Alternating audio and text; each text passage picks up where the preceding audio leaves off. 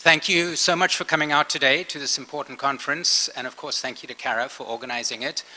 I'll do my best to be as informative and entertaining as the previous speakers, and I do have a few videos to show along with my presentation, so you won't have to listen to me droning on for the full 30 minutes.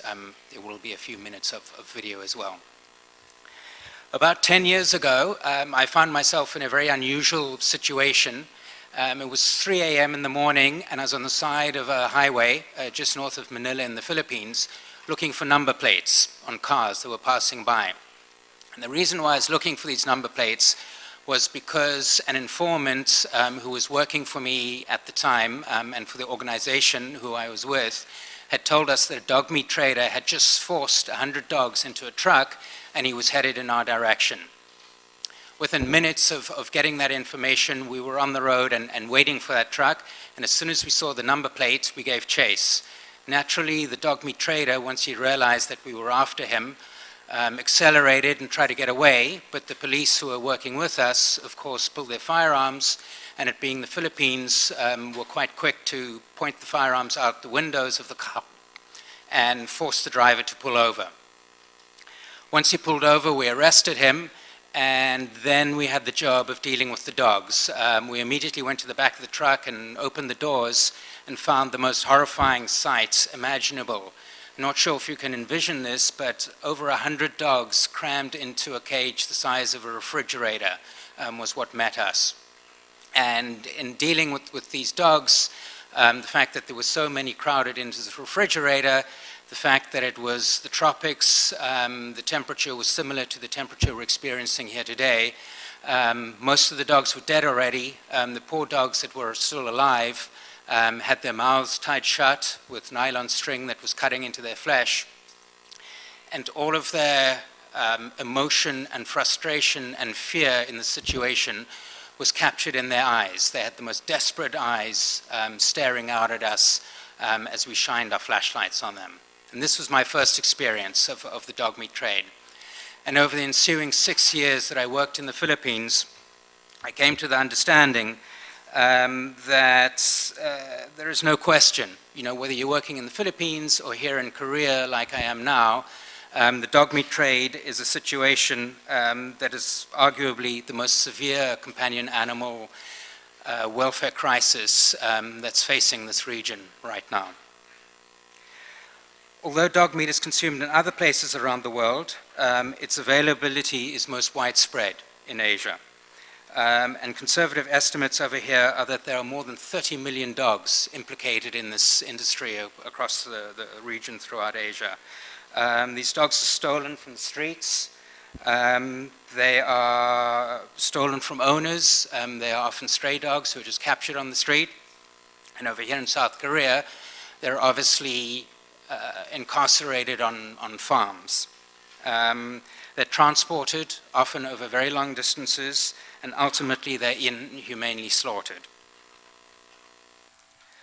Depending on where you encounter it, the trade in dog meat is either illegal, exists in a sort of legal limbo where it's neither legal nor illegal, or it is seen as socially unacceptable or controversial. Consequently, there is very little regulation or oversight from the authorities. And every aspect of the dog meat trade encounters this problem, where there is almost no oversight. This means that in an industry where there's very little regard for animal welfare anyway, because it often cuts into profits, dogs are treated as if they don't have nervous systems, basically. It's like dog meat traders consider them to be grapefruit or furniture, maybe. The industry, to my mind, is basically devoid of any sense of an animal's welfare, and they make little to no effort to mitigate the suffering that they cause these poor animals. And this concerns us greatly, as it should everyone, I think. On the other end of the spectrum, pet ownership and a growing associated awareness of animal welfare is growing dramatically in countries like South Korea and China. And this naturally pits animal lovers against the dog meat trade. This confluence of an industry that epitomizes cruelty and a growing movement that encompasses animal welfare presents tremendous opportunities, we think. We have the opportunity to better the lives of millions of animals in the very near future, and that would be principally through legislative change. HSI and our partners intend to seize such opportunities and make the most of them for dogs. Now, the good news is that no country in the world has ever legalized the dog meat trade, a fact that shows governments' unease with an industry that is so obviously out of step with the world's growing awareness of dogs as friends rather than food, and the knowledge that they're deserving of kindness and respect. In fact, a growing number of countries are actually prohibiting dog meat trades, both on animal welfare and human health grounds. And while some may defend dog meat consumption as a tradition or culture, its growth into a very cruel and large and commercial industry really disallows any such justification for this practice. So while the dog meat trade is still very much entrenched in countries like China and South Korea and others, I think the good news is that we have strong opportunities for a lot of progress in the very near future. So there is hope. In China, HSI's strategy to end the dog meat trade has two main focuses. Firstly, we work to support and develop the local activists and community working on these issues. For this purpose, we've helped them build a coalition of groups known as the China Animal Protection Power. This coalition goes out and does animal rescues on the highways in China. They basically intercept trucks, and I'm sure you've seen a lot of this in the news recently.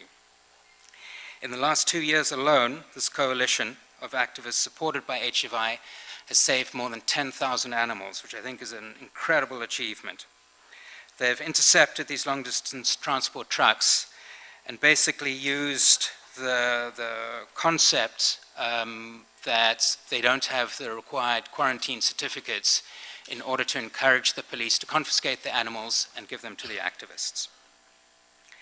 These transport interceptions in China have brought to light the fact that the country has some of the longest transport routes for live animals. Dogs for the 3 major markets come from provinces that can be over 1,000 miles apart.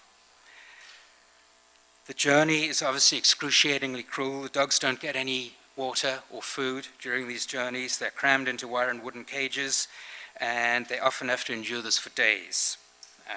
They obviously also have very little space to extend their limbs. Our second strategic pillar in China is to create constructive international public and diplomatic pressure on the Chinese authorities. We want them to increase prosecutions for the theft of dogs, increase prosecutions for the movement of dogs without the correct quarantine certificates, close illegal slaughterhouses, and prosecute restaurants that sell dog meat, because essentially these restaurants are violating China's food safety traceability regulations. Probably the most prominent aspect of this strategic element is the Yulin Dog Meat Festival, which I'm sure you've all seen in the media as well.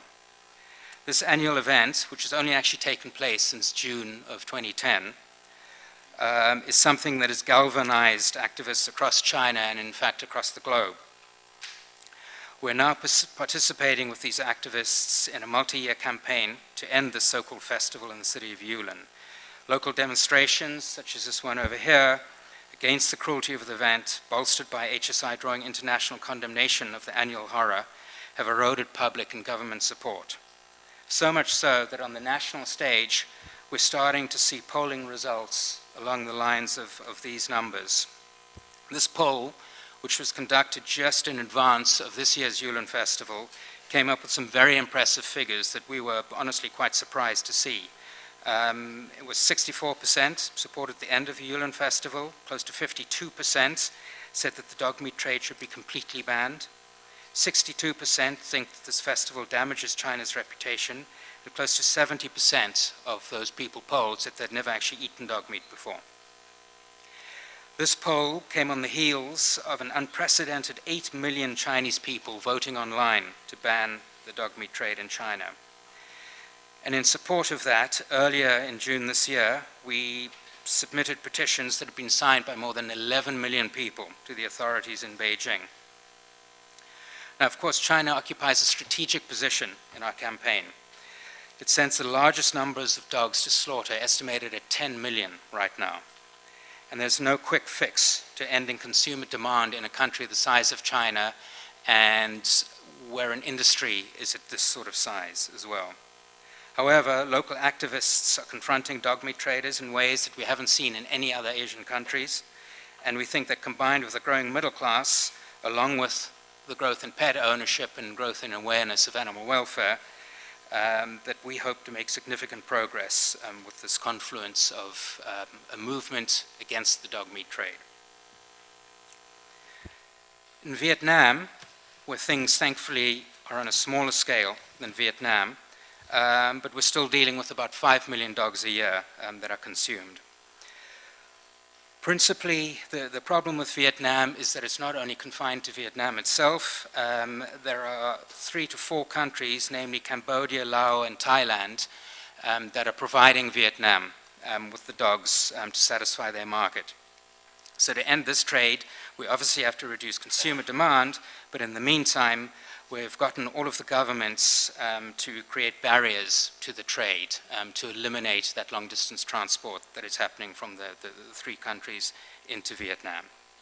So in May of 2013, HSI, in conjunction with a bunch of other organizations, formed the Asia Canine Protection Alliance. This alliance works to end the trade of dogs from Cambodia, Laos, and Thailand into Vietnam, using the government's recognition that the trade contributes to the rabies problem in the region. The alliance has succeeded in persuading the governments to ban the cross-border transport of live dogs for consumption in Vietnam for up to 5 years right now. The alliance also works with governments to increase public awareness about the risks in consuming dog meat and the direct correlation between the transport of dogs for meat and the spread of rabies, which is obviously something that we find is very appealing to government because it's a facet of the dog meat trade that affects people, and people vote. Now, in India, we've just started a new campaign less than a month ago. We obtained shocking footage in a state called Nagaland, which is in the north of that country. The disturbing footage, which we took at local markets, shows some horrific scenes of dogs packed in sacks with just their heads poking out. And believe it or not, the dog meat traders actually stitch the dogs' mouths shut over there in order to stop them making a noise, so that when they smuggle them across the border, the local police aren't aware of the fact that this is going on. During transport and display in the markets over there, the dogs are, as usual, denied any movement or food or water, and they're actually clubbed to death in underground pits, another unusual element over there. Most of the dogs that we documented were actually beaten several times before dying, and despite the fact that the practice is actually illegal in India, our office estimates that more than 30,000 stray and stolen dogs over there are smuggled every year into Nagaland. The consumption of dog meat is already against the law in India. It basically contravenes the country's food safety regulations. The transport and the treatment of the animals within the dog meat trade over there also is illegal. It violates the animal transportation provisions of the Prevention of Cruelty to Animals Act. But as we find in many countries, despite the fact that there are so many illegal facets to what these dog meat traders are doing, the provisions and laws that they are breaking are openly ignored, not only by the dog meat traders, but also by the police. So we've written to the Chief Minister of Nagaland to urge the government to implement the existing ban on dog meat consumption, and also to patrol the trade routes and shut down the markets. And we also have an online petition. We'll have to see whether any of that takes effect, but we have high hopes. We have a brief video over here, which I can show you. It is quite graphic, so if you find it too much, please just turn away, but it's only a minute long.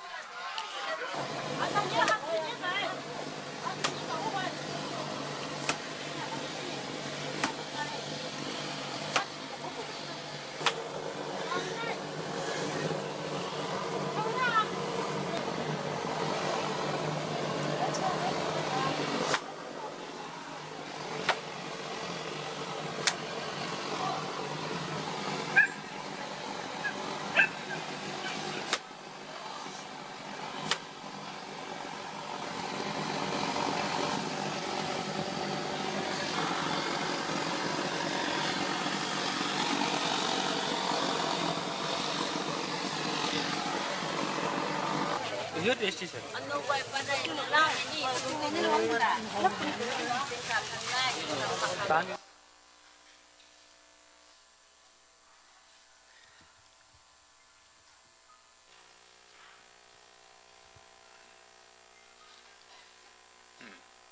doesn't seem to be advancing. Can you maybe advance to the next slide?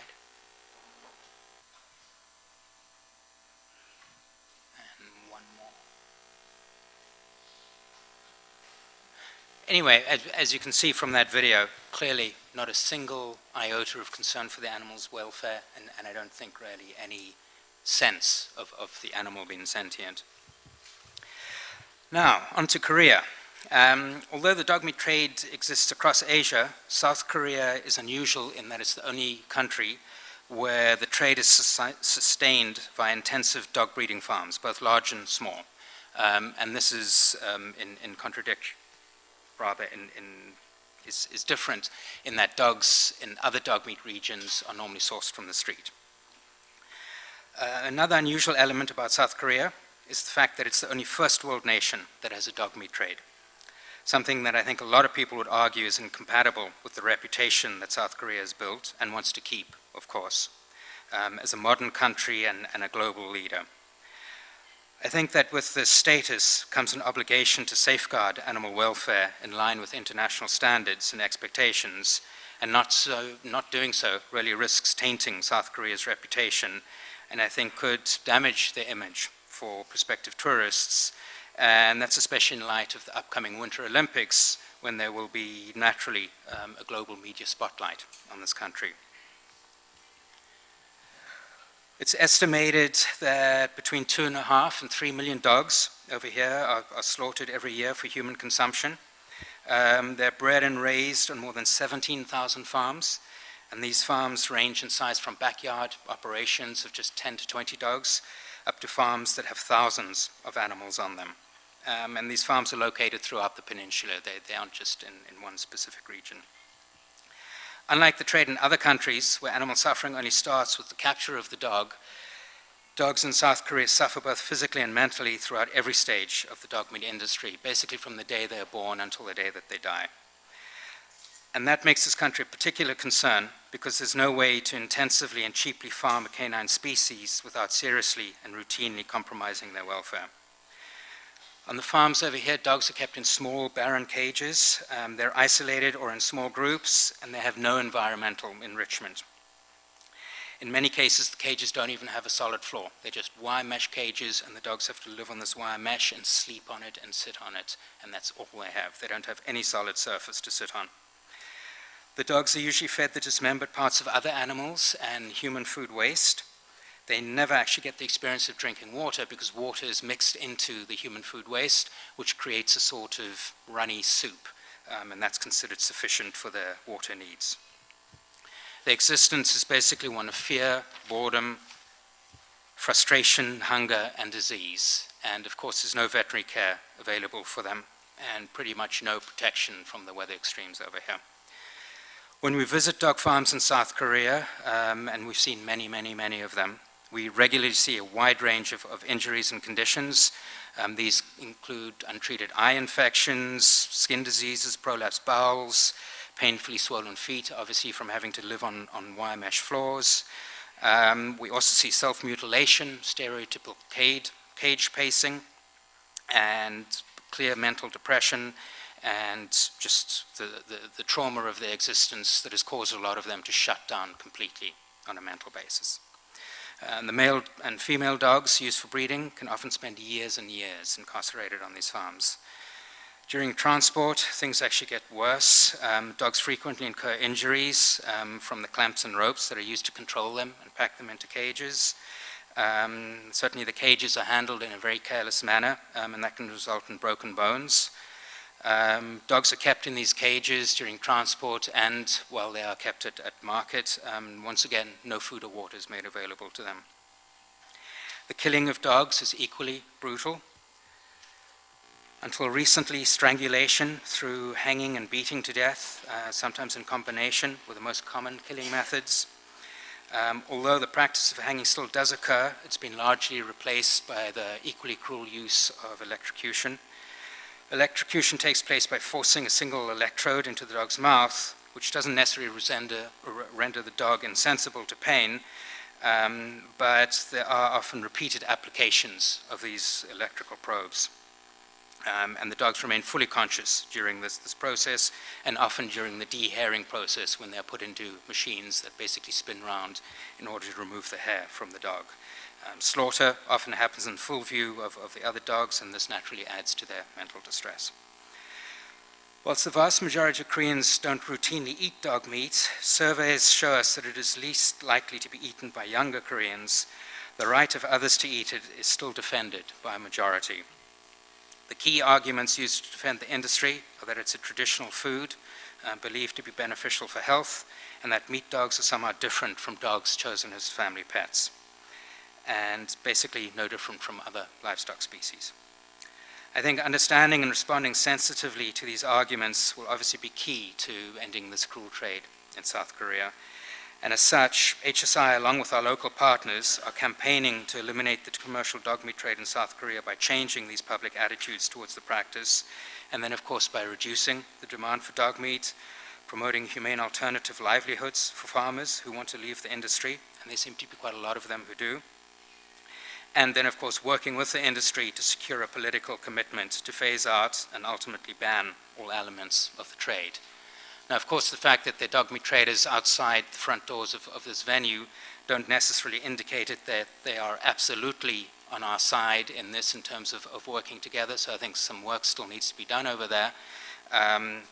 But some farmers are, and some dog meat associations are, and I think that we can get to the point where, as a unified entity, both the animal welfare movement and the dog meat trade industry, we can approach the government and try and work on some solutions. Opposition to the dog meat trade, of course, has become increasingly vocal within South Korea, particularly amongst the younger generations. And I think that's, of course, due to the exponential growth in pet ownership and the associated concerns with animal welfare. And that pet ownership is only growing all the time, and I think it's a very, very positive element, and it's something that we can utilize to our benefit. However, despite the growing opposition, the value of the dog meat industry is still estimated to be in the region of 1.8 billion won. That's a figure from 2015. And it does provide employment for about 32,000 people, which is a significant block of people who vote on this issue. And that's very important to keep in mind. HSI's strategic approach in South Korea takes on board this context of the fact that the industry is large and employs a lot of people. And that's why we are trying to engage in partnerships with dog farmers in order to demonstrate that a negotiated state-sponsored phase-out of the industry is both feasible and desirable for farmers who want to leave this industry. Of note is the fact that according to the president of the Dog Meat Farmers Association, an internal opinion poll that they ran recently revealed that 80% of their members would actually agree to close their farms if there was sufficient support provided by the government. In this vein, HSI has already helped 5 dog meat farmers transition to more humane ways of making a living, such as crop growing, and in the process we've rescued hundreds and hundreds of dogs, most of whom have been placed in North America. Now, of course, rescue alone won't solve the problem of the dog meat industry, but it does prove a concept that on a larger scale and with government support, a phase-out of this industry can happen where farmers are compensated. And that's, of course, very important to getting farmers on side and on this issue. Can we have the next video, please? This 2-minute video clip will give you an overall sense of these closures that we've been doing. And it's not as graphic, so don't worry, it's a slightly lighter video.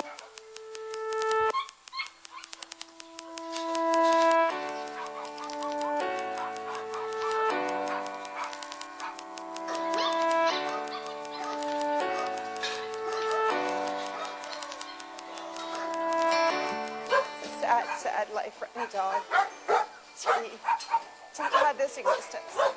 It's awful. And I'm thrilled that there's an opportunity for these dogs and hopefully many others to come.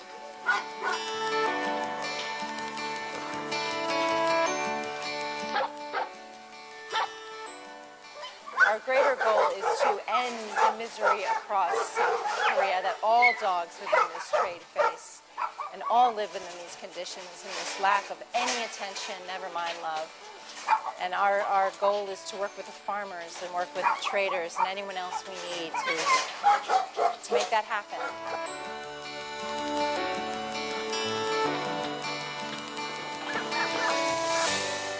103 dogs today are going to an amazing new life in the United States. It's really a tremendous feeling to know that they're going from this misery to essentially paradise. And they all deserve it, because this is a horrible place to be. I'm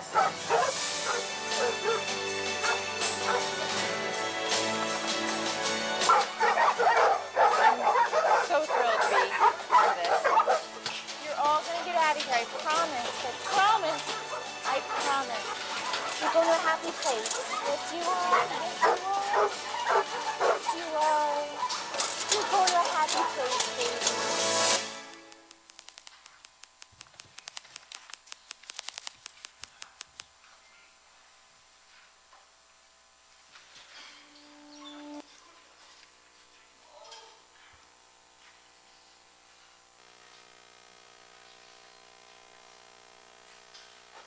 I've lost communication.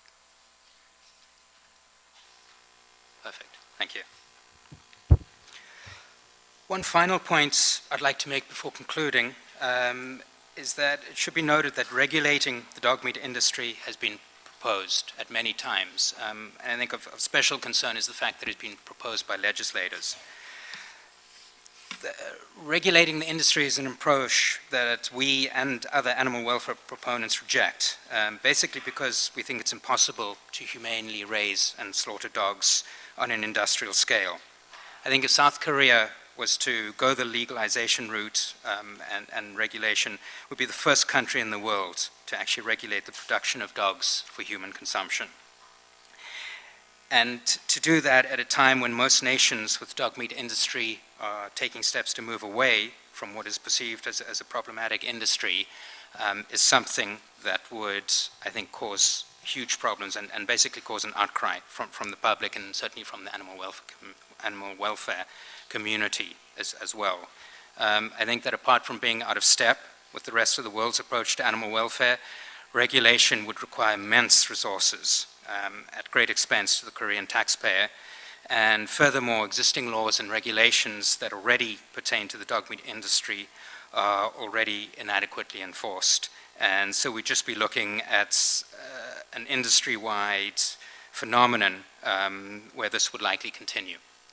So I think really legalization and regulation is pointless and would cause a lot more problems than it would solve in a climate where generally people are moving away from dog meat, not towards it. So in conclusion, our experience of working with dog meat farmers, and certainly judging by the reaction of the public to media coverage of the dog meat issue over the past 2 years, things are definitely changing and attitudes seem more in favor of banning the practice than continuing it. This attitude mirrors that of people in other dog meat eating regions, where increasingly urbanized and growing middle-class populations who own pets are starting to see the dog meat trade for what it really is, which is basically an outdated and cruel industry that has no place in this day and time. And it's also an industry that's out of step with the increasing awareness of animal welfare and the fact that we should treat dogs properly. On the legislative front, of course, as most of us probably know here, several Asian countries have actually banned the dog meat trade. Philippines, Taiwan, Singapore, Hong Kong, and even Thailand have either outrightly banned it or put in place measures to gradually get rid of it. Across the world, celebrities such as Ricky Gervais, Matt Damon even, and Barbra Streisand, Judi Dench, they're all becoming increasingly vocal on this issue, especially the Yulin dog meat trade, which seems to have captured their attention. And along with that comes a global surge in media attention, and all of it has been positive. I don't think I've seen a single media article that has been anything but positive. And very encouragingly over here in Korea, even dog meat farmer forums indicate that the prices for dog meat are down. They conclude that now is not a good time to be a dog meat farmer, and I think that's exactly why they're outside this venue today. They see the writing on the wall, basically. Just 10 days ago, I noticed an SBS news piece that ran a story which reported a significant downturn in the dog meat industry. They were talking about a 40% decrease in the number of restaurants in Seoul that were serving dog meat over the past 10 years. Interestingly, the chief of the Moran livestock market reports that dog meat sales have dropped by 50% over the past 10 years, all very, very encouraging developments. And I think most importantly, in South Korea, public attitudes are starting to change, and of course that's crucial for getting legislator attitudes to change. The recent expose, once again by SBS in May this year, of conditions on puppy mill farms, I think has produced an outcry from a public that is doing a lot of soul searching in regards to the welfare of dogs and the role that they can play in improving it. And that's really due to the devotion and passion and just plain hard work of everyone here today and many others. Now I know I've assaulted your senses with some really grim videos and information, so I've got just one final video clip, and it's actually a happy video clip. So if we could please show that. And it basically shows a woman in Los Angeles who adopted one of the dogs that we rescued from one of the farms over here. Chris, you can give me a kiss too.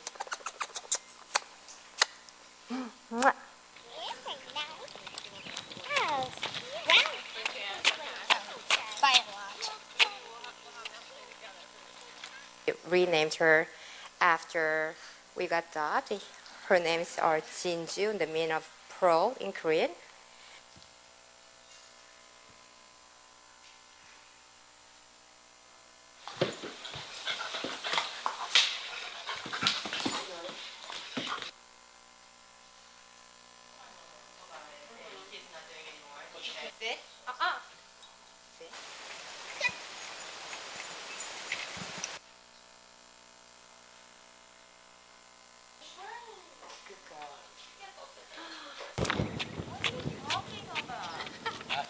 Sound like the some.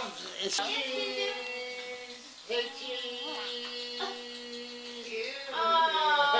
We should have some Korean food one day, huh? With kimchi.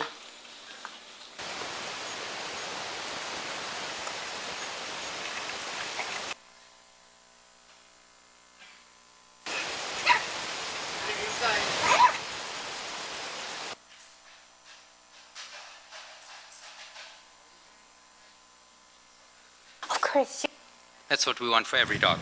So thank you very, very much for listening, and once again, thank you to Kara for organizing such an awesome event.